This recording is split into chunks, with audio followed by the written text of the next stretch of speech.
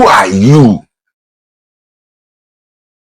that you think no guy kwesịrị na-enye gị iche? As in Caesar, I won't say Jesus. Jesus Christ never demanded money or expected money from anybody. Like, I'm not getting all these things. So, see, I was a choir. Like, here I was a choir. Iberibe. Like this. So, for the video, and I make.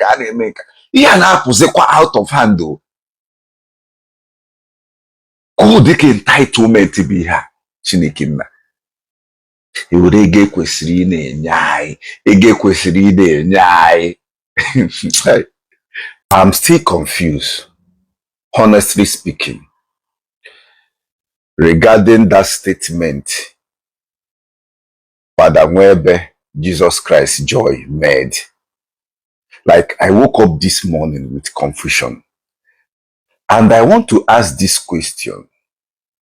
That part he mentioned, Ege kwesịrị na-enye anyị.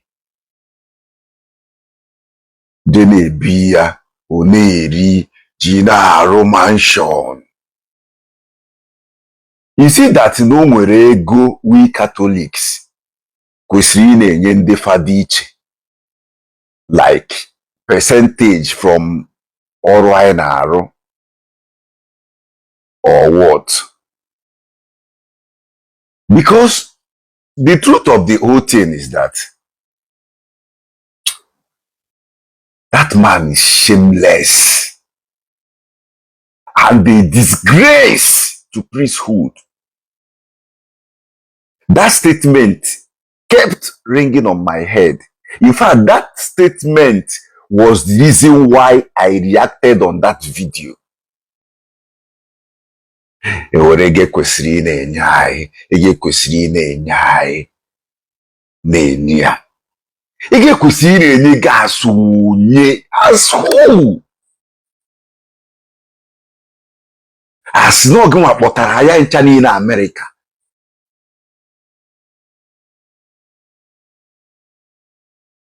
I'm not getting all these things. So please, I'm asking, is it that no nwere ego anyị kwesịrị na-enye fada iche?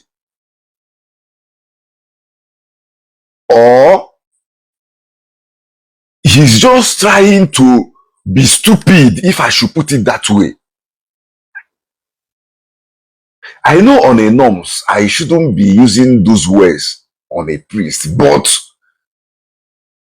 the more I think about some certain things, the more I get confused. I just prepared to leave to work this morning. But man, since yesterday, that particular statement has been ringing on my head. The part he said, ihe niile Evangelist Bukaro no kena ngwere ga no there, and the organ ata no obara na agbu ya.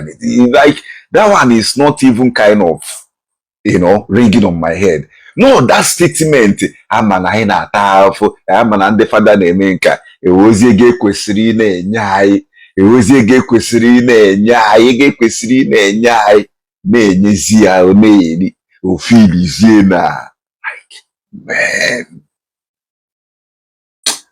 Father, mutukuni shame, mutukuni obere shame. Just get small shame. Ege kwesịrị na-enye anyị, ege kwesịrị na-enye anyị, ị na-enye anyị, onye ka unu bụ? Onye ka bụ you in particular? Let me not drag innocent others join to this your nonsense. Onye ka bụ? That you are expecting money from those of us in the United States, in America.